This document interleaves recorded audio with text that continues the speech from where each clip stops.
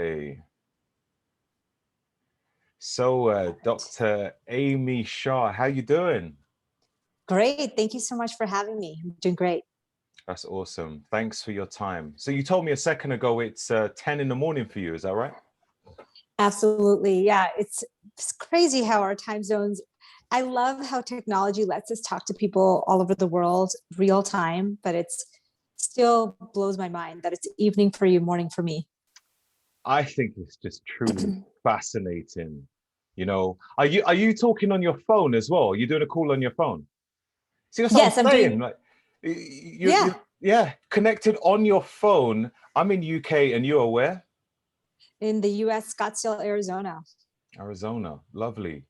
It's Yeah. amazing. And on that same device, you can do your online banking. It's it's unreal. It's unreal. It's like a mini computer. Who would have thought, even 10 years ago that we would have this capability? So, Exactly. But again, thank you very much for your time. I only recently learned about you through listening to a podcast. I can't even remember who it was, to be honest with you. Um, but like you was given some really great tips on just general overall health. And I think you was talking a lot about your book, which is called I'm effing tired. Is that correct? I'm so effing tired. Yes. I'm so effing tired.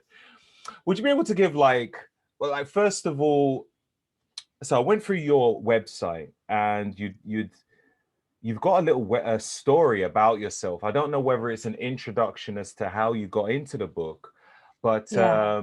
yeah, it's almost like you mentioned about an accident. The accident you said was the perfect metaphor for your life at the time, as you felt it was out of control. And then I'm thinking, okay, it kind of tallies up with the book. So would Yeah. you be able to take us through the story Yeah. of this accident and then how you came along to the idea of the book? Yeah. That's a great question. So, like so many people who are listening or watching, I was exhausted, but I thought that was just part of aging or being a mom or being busy or being, multitasking, having a business and a practice and all of that stuff. And actually, when I went to my medical doctors, because I thought, well, I should get my blood checked. I know that there's something wrong. When I went to my medical doctors, my colleagues, my smartest colleagues, they said to me just what, I had feared. Basically, you're normal. There's nothing, significantly wrong. Yes, it's because you're a mom, you're multitasking, you're a physician, you're busy, and you're getting older. And I just thought that wasn't a great answer, but I didn't have time to slow down. I was on this, express train to burnout. And I know so many people can feel this, like where you literally wake up in the morning after a poor night's sleep and you're rushing to the first task, the next task, the next, and you literally feel like there's glass balls that you're juggling at all times. And if you just pause for a second, all of them will crash to the ground. And so until this day, the day that everything changed for me, I was running around, stressed all the time. My heart rate was always elevated every time I would get stressed. And when I look back, I was doing so much damage to my body, just, living my daily life. And I knew that there was some ways to deal with stress, but I didn't want to slow down because in our world, overworking is like, something you can brag about. It's Badge like a of honor. sign that you're working hard and that if you slow down, that means that you just don't, you're not working that hard. Mm. So that day, I was rushing through work to try to pick up my kids. And at the end of the day, I found out that had an impromptu meeting for all the doctors. And I didn't have the courage to tell them that I was going to run late to, pick up my kids. And so I said, okay. And I thought in my head, if I just rush out of there and drive really fast, I can still make it to pick up my kids. And I'm thinking of the lady at the center where the kids are and looking at me with this, because the center closed at 6 and I needed to be there by 6 p.m. And I'm thinking of that lady looking at me kind of in disgust, like, what a bad mom you are if, if you're late. So the stress in my head during the meeting, I couldn't even concentrate because I was just thinking about how I had to rush out of there. Then I rushed out, literally running to my car, and I was rushing as fast as I could to get to the center to pick up my children. And at the last turn, I got into this huge car accident, and the car was spinning in a way that I felt like minutes, but really it was probably, 20 seconds or so. And at the end of it, I was broken. Everything was broken. I was so stressed, and I was forced to take some time off to, fix my car, fix my body. But also I thought, wow, this is the universe telling me this is time for me to fix my life. And so that week that I was off and recovering, I literally made all the changes. And I made some changes that weren't beneficial, but I kind of took note of the things that were helping me along the way. And that's the basis of my book. Mm-hmm. That's amazing. It's said that if you don't take time off when you're supposed to, your body will force you to do it, or something like that. Yes, exactly. That's exactly how I posted something on Instagram yesterday about, self-care is not just taking an emergency vacation or a massage or bath or chocolate. It's actually like building a life. And that's what I did after this accident, building a life that you don't have to escape from, that you don't feel like you are so terribly, burned out that you need kind of a weekend to recover from it. So building it in on a daily basis is what I kind of tell people and recommend to people. Yeah. Makes so much sense. I mean, I always find time for myself every day. I meditate immediately in the morning. Red light therapy, laying under the red light, got some crystals, but I won't go too deep into that. But I think dealing with yourself first before you're going to deal with the world, it's really important. That's my thoughts on that. Sorry. One thing to add is that all this time I thought I was doing the best I could to be a good doctor and good mom and a good, person, a good friend. But really I was shortchanging all of that because my mood was terrible. I was super irritable. And, I realize now that the time that you are spending on yourself, like you said, is more that you can offer to the world. Yeah. And it's so interesting, right? When you think that if you are rushing around and doing loads of things, you'll get more done. But sometimes you're just not putting as much effort in everything. You're just doing like a poor job in a lot of stuff, really. Yeah. And it's like, But quickly, I wanted to just go back a little bit. You'd mentioned that, what did you say? You came to a medical part and you said what was the words you used? You said something like it was something that you dreaded, that they told you that everything was okay. And what's quite fascinating is that with a lot of people, it's the opposite. It's like they feel as though something's not right, but as long as they're told it's okay, they're like, they said it's fine, so it doesn't matter. What I'm feeling means nothing. Right. Crazy, right? It's crazy. Just because we don't have a diagnosis for it doesn't mean it doesn't exist.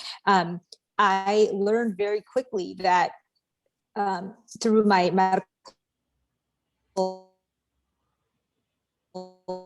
training year, break your leg today, and I hope you don't, Roger, but if you or I needed immediate medical care, our medical system is amazing. They have, done all the research. They have the most up-to-date, tools to help you fix that. However, if you are tired or you are feeling, like your sleep is not great, you're moody, the only thing that they'll offer you most commonly is an antidepressant. And that's what's sad about our world, is that since we don't have a diagnosis, if you tell a doctor today that you are tired and you're having trouble sleeping and your mood is off, and they might ask you, hey, maybe you should try this medication for depression. And I just think that that's sad that we're not looking into kind of more nutrition and gut health and mind-body connection as a solution for this. Instead, we are prescribing medications, and no wonder the amount of prescriptions for all of these things are skyrocketing, because we're not doing the work that we need to do first.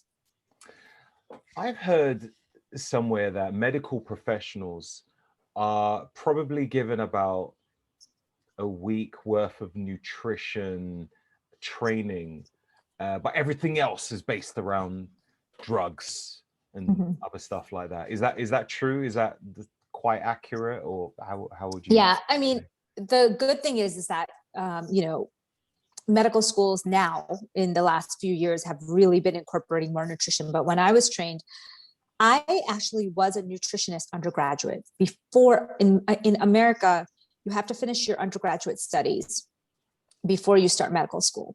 And so I had already become a nutritionist. And so when I started, I thought I was going to further my, health, body, nutrition knowledge. But of course, as you know, in this Western model, there's very little nutrition. If not, and the nutrition that we learned was like, how to sustain nutrition through the IV for a very sick patient. And yes, that is so important, right?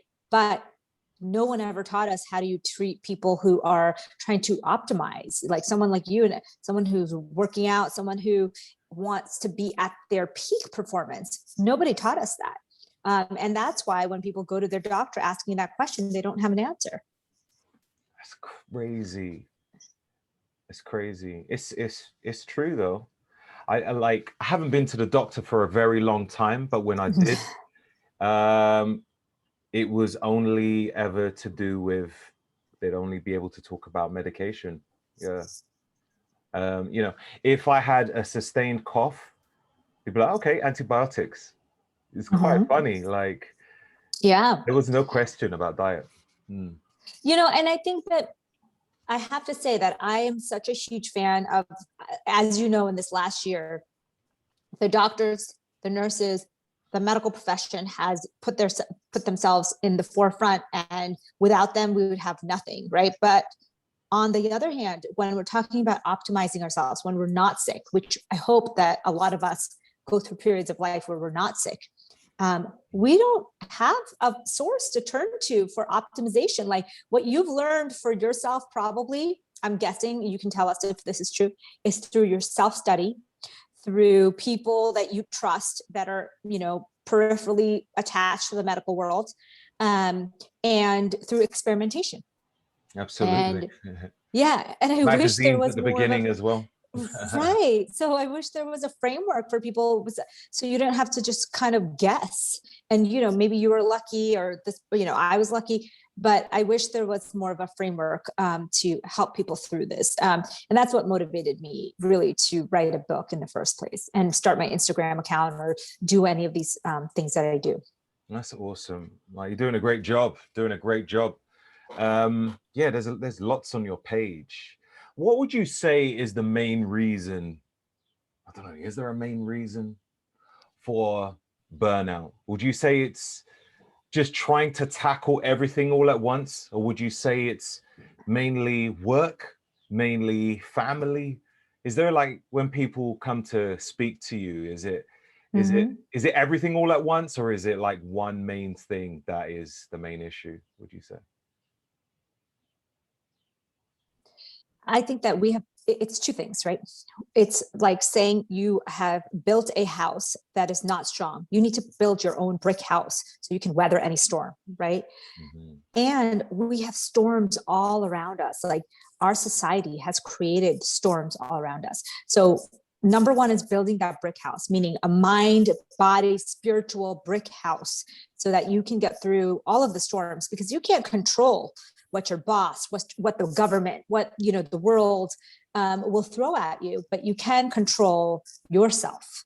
And then I think we have a systematic issue, an issue with our work culture, rewarding overworking behavior, not allowing, for example, vacation time or time for people to become, refreshed. And all of this knowledge that I have about circadian rhythms, which is our internal clock, tells me that the world that we have built is completely ignoring that.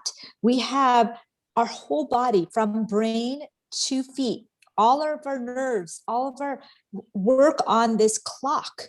And you need to optimize this clock by getting natural light, getting natural sun in the morning, by stopping eating late at night, by getting darkness in the nighttime, get adequate sleep during these certain hours. If we could build our work and life around these circadian rhythms, we could improve our energy, and our burnout levels would plummet. Yeah. Yeah. Do you think people should try to research their chronotype to balance their circadian rhythm? So the truth of the matter is, we are wired similarly, all of us. The problem is that through our upbringing, through our jobs, maybe it was schooling, we were convinced that, we like to stay up, you prefer to stay up at night. But if you go into a cave and take away all the external stimuli, and you ask people to go to sleep and wake up, they will pretty much go to sleep a few hours after sundown, around 10, 11 o'clock, and they will naturally wake up around sunrise, 5, 6, 7 a.m. So when you are saying, okay, I'm a night owl, maybe you can shift that 1 hour either way, or early bird, you can shift that 1 hour either way. But if you're really trying to optimize your circadian rhythms, it's built around the sun. And so having 3 hours after sundown, and maybe, between 5 and 7 a.m. waking is kind of the natural circadian rhythm. Right. I mean, for me personally, I feel good waking up. In fact, I don't know if it's a bit abrupt, but I like to wake up probably still when it's dark. I wake up like 3:30 in the morning. And I feel good. I remember you said that, and I was thinking, wow. But do you get sunlight kind of when the sun comes up? I think that's the most important thing. Like, if you wanted to optimize your health, and what I would recommend is when sun does come up for you, and where you live, it might not be sunny per se, but just now it is. I'm lucky. Yeah. During the winter time, it was tough, but now when I go out in the morning, I hit the sun, I see the sunrise, and I do get at least watching the sunrise. Yeah, that's ideal. Really, doesn't matter if you wake up a little bit before sunrise, but as long as you're seeing that, you're telling your body, okay, it's time to wake up, time to be alert. It basically kind of cascades down your body. That's why even in the northern hemisphere, like where you live, in the summer months, people are fitter, they are leaner, and they are happier and more energetic, because this this natural availability of light in the daytime is very, very comforting to your body. A couple of questions came in my head. The first one is, you did mention leaner, and I was thinking to myself, like ancestrally during the summer time, aren't we supposed to gorge and get fat? Wasn't that the plan? No, well, I think that what we have to remember is that it's almost like you didn't have much food availability in the wintertime, right? So that's a time to store fat. when you have ample food until the fall, you're kind of like living it up, right? Like you see these trees full of fruit. You don't really have to store it and worry about the next meal. So ancestrally or evolutionarily, whatever, you do see that people with ample food don't have to store as much fat because there's plenty to go around. Yeah, logically it makes sense, but like we do things which is hardwired, isn't it? Like we do, we treat an alarm like an animal chasing us, it's so that's the reason why I question, when it's summer, do we have this natural urge to want to eat more? And I don't really, but I was just wondering. It's not no, it's actually a really great question, because evolutionarily we have these programs in our brain that do go with seasons a little bit. But when it is cold and food is scarce, you will see, people tend to be a little less energetic. They tend to move a little bit less overall, and they tend to pack on the pounds a little bit during that time. And the other thing, what you said, the alarm causing a stress response. Have you ever heard of a continuous glucose monitor? Yeah, I've used one before. I've used it, a couple of times. Yeah. CGM. Yeah. So for people who don't know, it's a new type of finger stick glucose, but you don't have to keep pricking yourself. You just put it on your arm and it continuously checks your blood sugar levels. And you will see, I don't know if you notice, but when you're stressed, if I had a big meeting coming up, if I had a stressful event happen, something bad happened to me, my glucose would spike. And it's a natural response. Your body is like, oh no, Roger is getting chased by an animal. I better release glucose into his bloodstream so that he can have energy in case he needs to run. And then Roger decides, oh, I'm so stressed. I'm just going to sit here and wallow, in my stress. And basically all that blood sugar is just flowing around in your body, not doing anything. And so when we talk about, stress making us sick and fat, that's what it is. It's this response, not just the blood sugar, but that's the simplest way to think about it for me. Oh yeah, if there's nowhere for the blood sugar to go, you're not moving, you're not using it up, then the blood sugar is going to wreak havoc in your system. So cardiovascular disease, diabetes, and then two, you're going to have to store it somewhere. The blood sugar has to go back into storage. And so this is why people feel like, oh, if you don't control your stress, you're never going to be able to get the body, the brain, the energy levels that you want. I think you mentioned that in your story somewhere about you felt as though you had everything. You was even training as well, and you couldn't find that you wasn't, you wasn't able to achieve the shape that you wanted, which kind of brings me to my next question. Let's say you got mums who have a full-time job and they are in a high position, let's say a director's role in a business or job, and they're also they're mothers, taking care of children, so they've got all these responsibilities. They have to make sure that their husband is okay, and they come home, they're exhausted, and the husband's like, I've been waiting to see you all day and you're looking good. You're looking delicious. Man, really? And you've got to make sure he's happy. And at the same time, you want to, you want to keep your physical fitness up. So going to the gym, that's a strenuous exercise for the body, it's a strenuous thing. So how does a lady deal with that? Sorry, I had a call come through. Just cut off. How would a lady manage that? How would you suggest is the best way to deal with that? This is such a great question. This is the crux of the issue for most women, right? Mothers that are trying to multitask. Our society asks them now not only to be mothers, but also to, work outside the home and, have responsibilities that are triple often their male counterparts. So if you look at men and in the workplace and women in the workplace, they often have roles, many other roles outside of their work role. Yeah. And what that does is it puts us into stress mode very often and too often. So what I say is that it's even more important. So there's two ways you can decrease stress. You can either build in this life that I suggested that has built-in breaks, maybe to go outside for a few minutes, meditate, get some sunlight, or I guess, build in counteracting hormones. So dopamine, serotonin, and oxytocin. These are brain chemicals that help us counteract stress.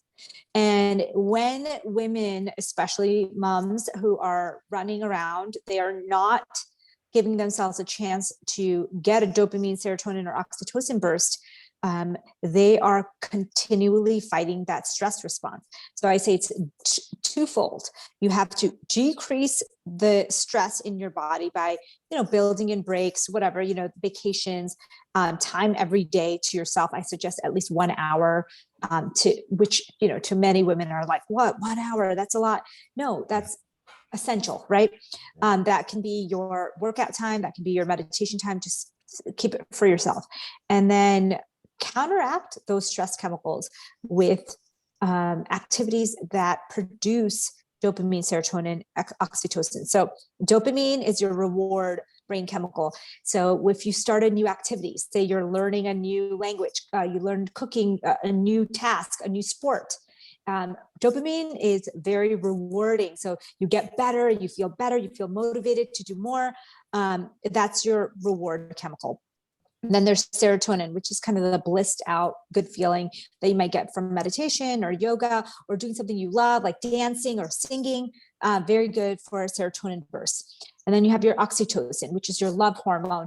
This is when, if you don't have a partner, you can have a pet or children or do volunteer work that makes you feel so good. It's the love and connection hormone. And if you concentrate and get all of these, and some people are wired more for the dopamine pathway, more for the serotonin, and more for the oxytocin. You need to do these things. They are not optional and fun, and if you have time, they are actually essential to your health.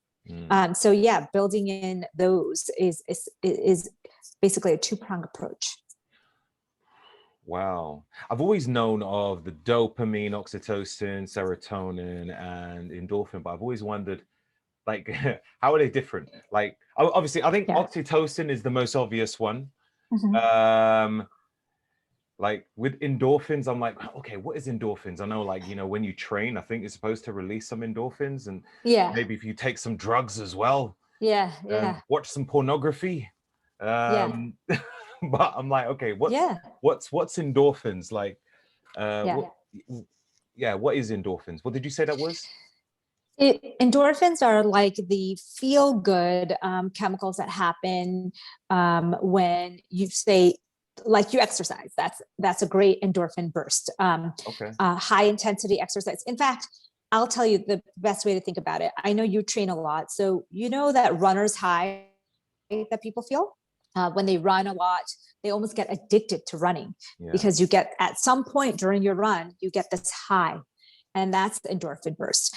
Dopamine and serotonin are very different in the sense that I would say that the dopamine pathway is your reward pathway. It's really, I'm a type A person. I like challenges. I like to learn new things. That's the dopamine pathway.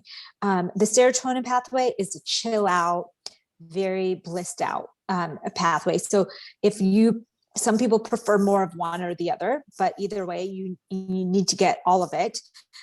Singing and dancing is more of a serotonin pathway because it's like, unless you're learning to go through the levels of dancing, then maybe you're dopamine, serotonin, both, or you can have both in, one activity. But these are great ways to really counteract that stress, and also to help with hunger and cravings. Roger, and I know, a lot of the cravings that everybody gets is cravings for the dopamine and the serotonin release. So when you're going for that ice cream, or you're going for that when you were a child, everyone gave you sweets, and those are things that release dopamine and serotonin as comfort. And alcohol, drugs, porn, people use all these things for dopamine and serotonin bursts because they don't know it's an easy way for them to get that burst. And they don't really know or have the knowledge that there's other pathways to get that same burst. If you're a exerciser, and so am I, we already know that there's many other pathways to get that dopamine and serotonin because you get it from all forms of exercise. But people often are relying on alcohol and drugs to get that dopamine, serotonin. Yeah. And food. And food. Yeah. And the thing is, with food, it's like, there's no limit to that.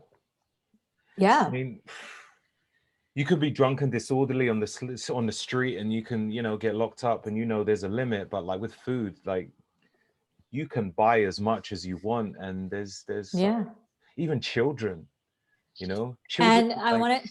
Yeah, sorry. I want to tell you something so disturbing. So now that you understand this dopamine serotonin pathway, the food companies understand the dopamine and serotonin pathway.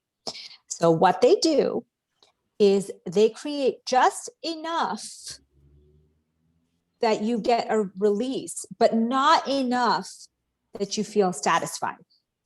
So they make the flavors, for example, of Doritos, that stimulate these pathways, but leave you wanting more. And it's so sad. It's like they have hijacked our brain pathways, and they know what will make us crave more, what will make us, at some point you drink alcohol and you pass out. I mean, you cannot drink any, there's only so much dopamine and serotonin you can release. With Doritos or Coke and Pepsi, you could finish the whole bag, you could finish the whole thing, and you still want more. It's insane. It's I remember when I used to drink Coke back in the day as a teenager, and I just remembered drinking that in the summertime. I would never quench my thirst. I just remember it tasting so delicious, and then I'll drink another one and drink another one and drink another one. And I just never felt quenched. But it's quite interesting how you mentioned about Doritos, because I did read a book called The Dorito Effect, which was very fascinating. Don't know if you've read that. I haven't, but I've heard of it. Yeah, it's really interesting. It talks about just how people don't buy food for the nutrition. They get it for the flavor. And it's really interesting, when you speak to people about food, like, well, why don't you buy that? Yeah, but it doesn't taste good. Yeah, absolutely.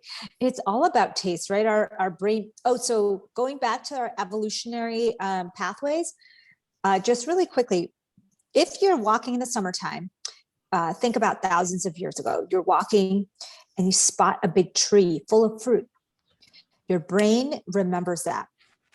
You stop at the tree, you eat the fruit, you feel good, you get this dopamine release, your body remembers. Every time you pass that path, your dopamine will send you a little message. Hey, there's that tree. You look at that tree. That's cravings, right? Now, think about it in our modern sense. The company, these companies figured out that if a child is at a game, in America, it's baseball. A child is at a baseball game and they provide, Coke products and chips or whatever at the game. These children will remember that fun experience and equate it with that food. And so when you look at your comfort foods and my comfort foods, often comes from memories that were made with that food. That's really amazing. That really makes sense. Really does. A lot of it stems back from childhood. Like when you think what you was talking about, when like parents give you stuff for good behavior or whatever. Yeah. And I think it's like from you can have it as a child, but then as an adult, it can be amplified. You're a bigger human being now. You don't just Right. have like one sweet. Like you eat Yeah. packets of biscuits. You have Yeah. like a whole Chinese menu. You know, it's the order is bigger now. It is. And when you retrain your body, it's like, it's so hard because there's such ingrained memories.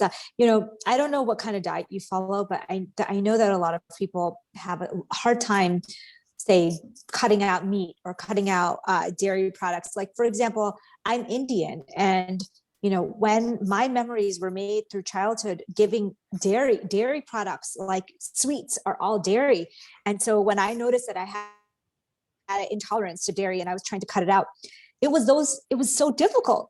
You know, gluten and dairy were in all of my memories of comfort foods. And, you know, I could do it when I was not stressed, but when I was craving something, those were the things that I would go to. And it took me a long time to like retrain. So I understand where people say, well, I can't go plant-based, or I can't, you know, cut out gluten. This is part of my being. You know, it's very, very difficult. Yeah. When people are following traditions, slightly off topic here, but like if I talk about spiritualism in a post, I tend to find that religious people jump on that and they're like, you know, it's all about Jesus. No, it's all about Allah. And then there's, I don't know, a few other people jump in and they're like, they start fighting. I'm like, wow, this whole dogmatic approach. I'm like, this is mad. Can't remember what I was going to lead with that, but shoot, what was we just talking about? About basically diets, different diets like vegan, paleo, keto. You know, it's dogmatic, just like the religions, right? Everybody's kind of jumping on their own idealistic portions, but they don't understand where the person's coming from. Yeah, and people take it, you know, it's like, well, this is what I have followed forever. This is what my family has followed. So this is what I'm going to do. Have you questioned like much about it? Like when I was younger, I used to go to church. Now I've got nothing bad against people who go to church, but I decide I don't want to go to church. Yeah. I am not Christian, I will happily say. Well, I remember saying that in a post and people are like, oh my God, so you're following the devil. Like, no, you know, it's crazy. But I think it's very important to, I don't even like the whole tagline of a particular diet. I think it's about really understanding your body. And it's like, try a food, see how it works for you. If it doesn't work, then you might want to omit it from your diet, you know, and just experiment, try some other things. I don't mind that at all. I think I tried vegan for a while. And then I started to read up on the benefits of grass-fed, grass-finished beef and just organic. And I was like, okay, let me take that approach and still have, you know, all the vegetables that I love anyway. There's certain meat which I wouldn't eat because I just don't like the taste of it. And I think maybe it's my DNA speaking to me. I don't know. I'm like, do you know what? I feel my body just quivers, like it doesn't like it. So I'm not going to eat it, you know? Right. Certain nuts will cause me a bloating. So I'm like, okay, I can't eat that. I think that's what it's about. What would you say is your approach towards someone doing a diet so that they are going to be in an optimal state and energetic, not fatigued, and just, you know, more drive in life? Picking foods that your microbiome, which we haven't really talked about at all, but that your microbiome would recognize, is my overarching recommendation. Our gut, the bacteria that live in our gut outnumber us. They make all the decisions about when to cause inflammation, when to send signals to the brain that there's something wrong. They are essential in our bodies, and so many of us neglect them when we're eating. We don't eat the food that they need, which is fiber. Fiber is a food for our gut bacteria. And so when you are eating, think are you eating something that gut bacteria will, one, thrive on, which is fiber? So you need to include tons of vegetables and fiber-rich foods in your day. And are you eating something that is recognizable to the body? Meaning that when you eat, say, a processed, I don't know, let's just use Doritos since we talked about that. Say you eat a Dorito, your gut bacteria will send off signals all over your body and radio the immune cells and say, hey, there's something Roger ate. It looks kind of unfamiliar. Come check it out. So they create this kind of inflammatory response in your body to try to see, what is this? This looks foreign, and that's why food sensitivities happen so often with these foods. So you get, you send these signals. So when I'm talking to people about food, I think to myself, okay, you come from a very different background than me. You may have food memories that are very different from me, but if you use the overarching philosophy of high fiber, whole foods that is recognizable for your body, you can't lose, basically, because the things that are going to kill you and that make you sick are things that are manufactured by these companies that have insight on how the brain and the body works. And their whole goal is to get you to eat more of their toxic foods. So that being said, after that, you have lots of leeway. And I basically say 90-10, 90, whole foods, high fiber, plant forward, and then 10% do what you want. 10% do what you want. It's those memory foods, it's those comfort foods, it's those things that you want to eat. And it's a very small part of your diet, but you enjoy it. Did you say you're from India?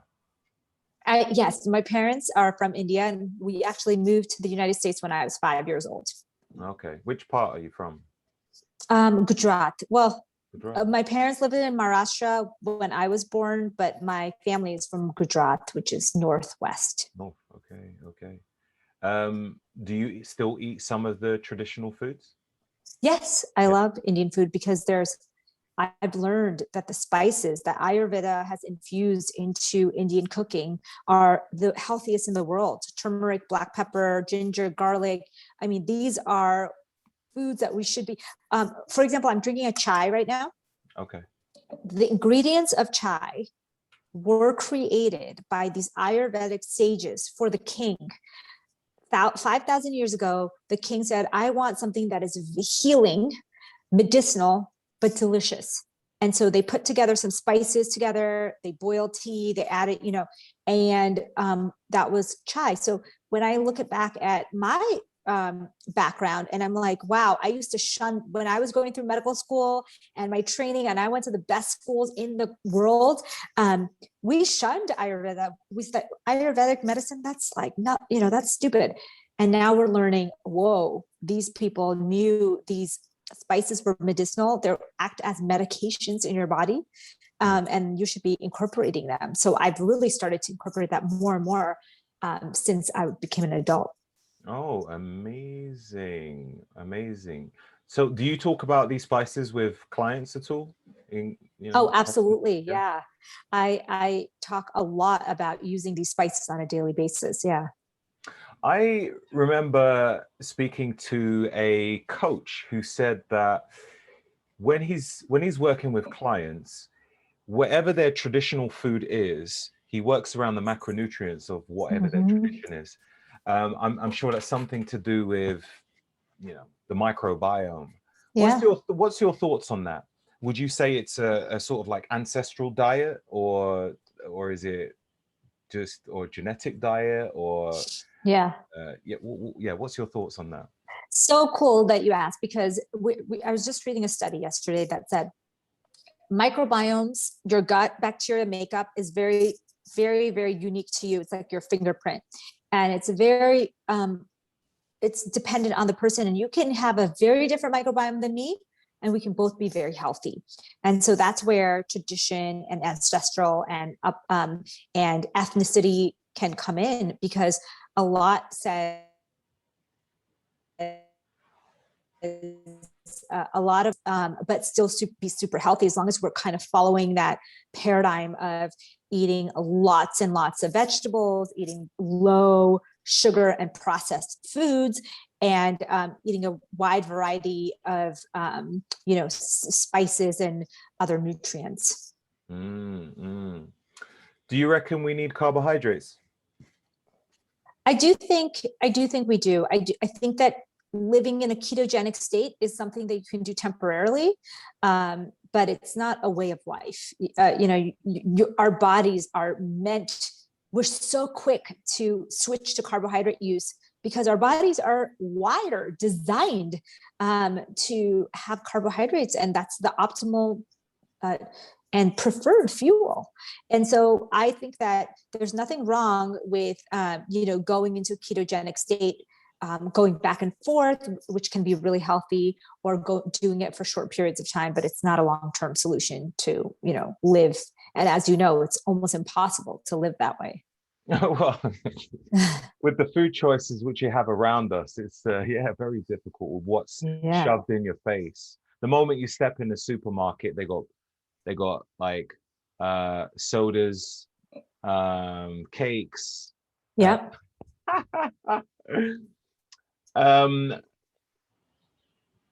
Intermittent fasting, does it affect women differently than it does men? What would your advice be to women who want to do intermittent fasting? For women who want to do intermittent fasting, you have to remember that women are wired differently than men, especially when it comes to stressors on the body. Whether or not you want to carry a child, your body is wired to sense danger for that child, potential child. So if you are in a state of famine, ovulation will turn off. Your hormones will get the sense that it's not safe. She does not have enough food. She cannot carry or sustain a pregnancy. So you will notice with female athletes all the time, they lose their period, or they notice hormonal problems because their body's sensing a lot of stress, or so it's overworking your body or underfeeding your body. And so with intermittent fasting, what happens is a lot of people go overboard, and instead of doing, say, a short fast overnight, they may do a very long fast, start with 16, 18, 20, 24 hours. And in a few days, their body's sensing, hey, this lady is going into a famine state. And they start to shut off all the hormonal pathways. And then you feel tired, you feel hungry, you lose your period. So for women, I highly advise that you move through this very, very slowly. Depending on your baseline stress, you might only be able to do a 12 to 14-hour fast in the beginning, because your body does, you'll know, because I just say there's check-ins. How's your energy? How's your mood? How's your cravings? Sleep and ovulation. Like, how are those things going? And that means that you're on the right track. If any of those things are off, it means you're probably overdoing it. And so that's how I advise women. Would you give a certain window to fast? Or yeah, so start 7 p.m. to 7 a.m. Okay. And then go from there. Right. Okay. Oh, so I have a question for you. If you go to sleep, what time do you go to bed if you're waking up that early? 3:30, you said, right? About 7:30, 8. Yeah. Normally I'll start feeling tired around now. So yeah. And then I'll lay underneath the red light again. And just get ready to wind down. Nice. I've got a few things to help me to prep for sleep.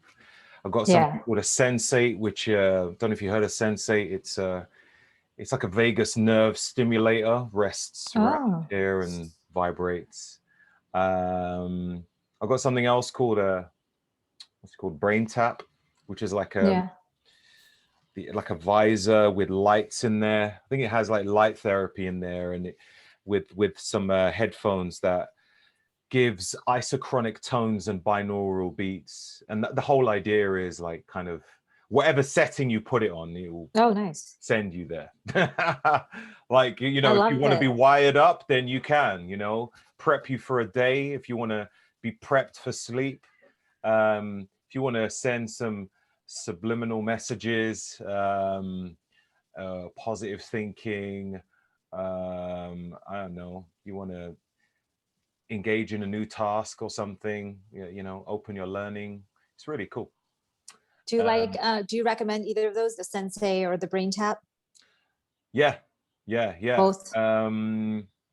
Yeah, both are great, really. I'd say the Brain Tap is a bit more diverse because Mhm. there's lots of things going on. You know, you got the lights. It's weird. It's like flashing blue lights. And I thought, with it being blue light and me using it in the evening, that's going to be an Yeah. issue. But I spoke to the owner, Dr. Patrick Porter, and he said, this is fine. And he explained the science behind it, which I can't remember. but, But it works for you. Yeah, it's amazing. I even put it on my daughter. There's one for children. And I remember putting it on her, and she was like, it had these what do you call it? These it was someone just kind of doing these affirmations. So as they were Nice. speaking the affirmations, and with the lights as well, she just fell asleep. I love it. Like during the day, like afternoon, she was full of energy. I was like, wow, this is powerful Really stuff. works. Yeah, really cool. I'll check it out. Yeah, Brain Tap. You could also check out Dr. Patrick Porter, like, you know, shoot him a message directly, you know. Yeah. He might hook you up. Never know. I saw on one of your posts, you mentioned something about 0-calorie foods. I was like, 0 calorie? Isn't the only 0 calorie like ice or something? Would you be able to explain perhaps the validity behind your message? Like, what do you mean by 0-calorie foods? I don't know exactly which post, but you're right. There is really no 0-calorie foods. Everything has value. You know, water would be considered 0 calories. And like you said, ice would be considered 0 calories. And, you know, there are some natural sweeteners that don't provide caloric kind of intake, but they do have hormonal effects. So even though they're 0 calories, they still have an effect on your body. They're just not really caloric per se. There was, I think it was like, you had all these greens there.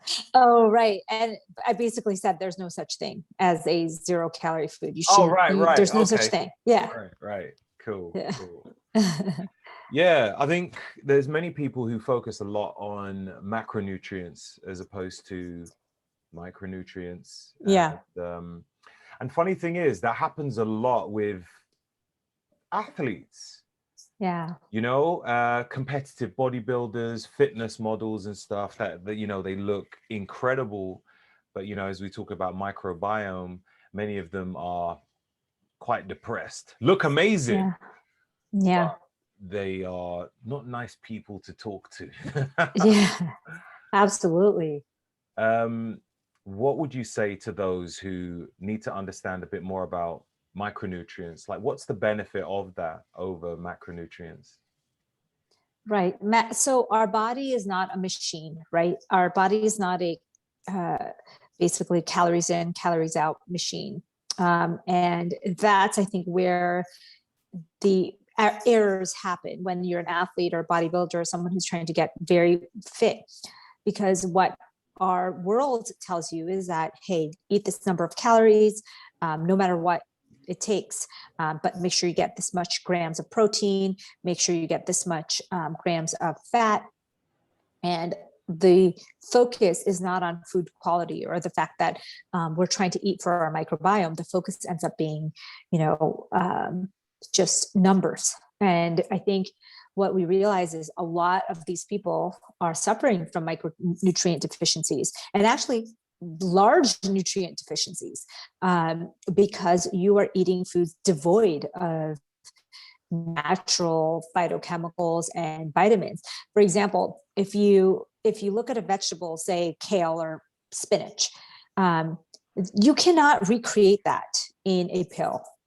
There's no pill that can give you the phytonutrients that comes with like green, fresh foods. And so that's the biggest error I see, is that people are just thinking in terms of numbers and not actually quality. Did you say you're vegan? I'm not, but I am plant-based, meaning Okay, that I okay. pretty much, like, just like you said, I don't like to use labels, and I like to be plant-based, and I don't want to feel pressured if I, one day want to have a traditional meal that my parents made that I can't tell the world about. Like, that's crazy, right? You have to do what's right for your body. So I do try to be dairy free as much as possible. And I grew up vegetarian, so I don't eat meat. Okay. Okay, no milk.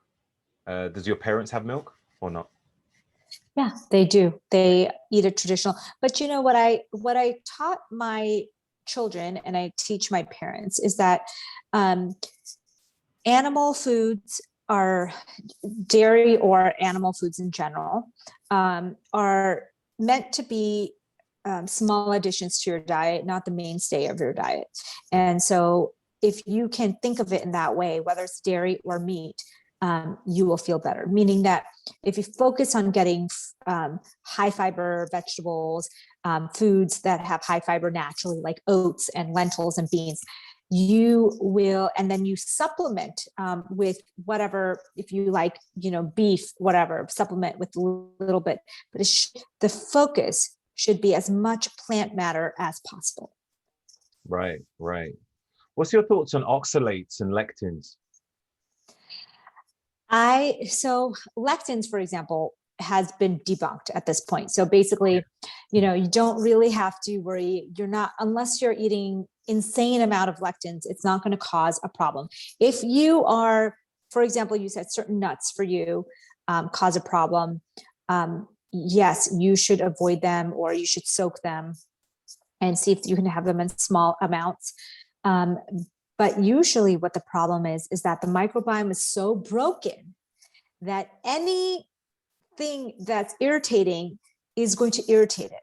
So meaning that once you fix your microbiome by, taking out the processed foods, taking out the sugar, drinking tons of water, and eating plant foods, your gut will automatically be able to process things much better than for example, when people first eat beans, they might feel so bloated and gas, right? But if you kind of really take very small amounts and you kind of fix your microbiome, you will be able to tolerate those beans. And it's like a muscle. You just have to get it stronger to digest all that. So these kind of things, oxalates was not a problem unless you're having insane amounts of raw spinach or kale, for example. And lectins is an irritant that's made. It's almost like I think of lectins the way I think about high intensity exercise. High intensity exercise is meant to stress your system a little bit in order to get the effects. So just because you're eating something that stresses your GI tract a little bit, it's a good thing. It's making it stronger in the end. We don't need to be eating baby food, you know what I mean? Like, because it's otherwise will irritate our gut is how I would think of it. Okay. It's really interesting to get different perspectives on that. Yeah. Because, I had someone on the show. Is it Stephen Gundry? Yes. Gundry? Yeah. The plant paradox. Yes. You want to write it all off. Yes. So it's quite interesting. I guess for myself, there are certain beans which I'm like, oh, wow. And you know what? Yeah, me too. I like hummus, and it doesn't work for me, man. It doesn't work for me. Have you tried a white bean hummus? No. So chickpeas tend to be more irritants for people than like a black and white bean. So you could try something like that, because for me, same thing, chickpeas, and especially in larger amounts for me, will cause GI issues. But other types of beans like black beans or white beans tend to be fine. And you can make kind of a hummus type from that. All right, I've got to give that a go. Try it. Yeah. One more question, which is to do with you made a post about what was it? It was something to do with muscle strength in your leg is a predictor of brain health. Yeah. Correct? Absolutely. Not only is it a predictor of brain health, it also predicts longevity in older adults. And so we know that muscles are not just, to look good in a, bathing suit. It is actually helping your brain. It is actually helping you live longer as you age. And so that is a very, very important, especially they think that the lower body muscles especially have a bigger correlation to brain matter for whatever reason. Maybe it's because evolutionarily that predicted your fitness level, right? Like how much you could run or sit and squat and whatever predicted your length of life in general. And so there's a big connection between your lower body strength and your brain health and longevity. That's awesome. Okay. Where did you get that study from? Like, where'd you get that information, particularly the legs? That would be interesting to know. I'd like to. Yeah, I'll send you the study. Send you the study. Yeah, that'd be awesome. Stop, Alexa. Alexa's thinking you're asking her something. Just getting involved. That's amazing. Is there anything else you'd like to share with regards to just living a stressor-free life? Any notes? Yeah, I think you have to remember that optimizing is different than just surviving. And we've been taught to survive because our system is created to catch us if we fall. And so really the medical system we have is to catch us if we fall. But if we want to optimize, that's a whole different set of things that we could be doing. And that's something that I feel very strongly about, because I was kind of just barely surviving, and barely surviving is not a way to live, right? And actually I have a free challenge, a 60-day challenge right now on my site that can help a lot of people. So check it out if you're interested. It's free. Awesome. And what's the link to that? I'll send it to you so we can share it. But it's if you go to Fasting MD, my Instagram, the link is in the bio, and it's in my stories as well. Awesome. Thank you so much. Where else can you be found? Are you on Twitter? Do you have YouTube, Facebook? Yeah, so I have on Twitter and Facebook, I'm at Amy Shah MD, and my website is amymdwellness.com. Awesome. Amy, it's been incredible. Thank you so much for your time and all those golden nuggets. I really appreciate it. Thank you so much for having me. All good, all good. Well, hopefully this whole lockdown malarkey finishes and the world will be back to normal.